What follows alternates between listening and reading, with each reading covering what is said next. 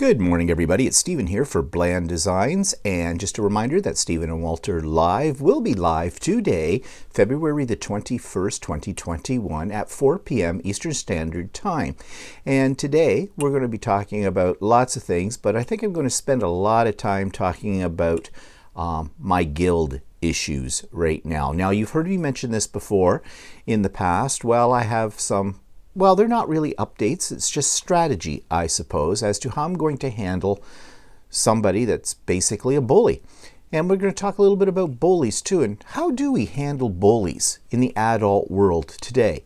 So on top of those topics, of course, we have our usual weekly things. What's Walter been working on? What have I been working on? What are we watching? Started a new book. I want to talk a little bit about that as well, because I find this book a little bit interesting. Well, a lot interesting, actually.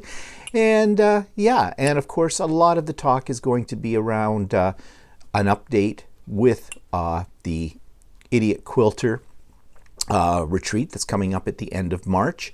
And so I hope you can join us. And there's something weird about my lighting today. One half of me is on the dark side, one half is on the light side. Okay, never the same thing twice.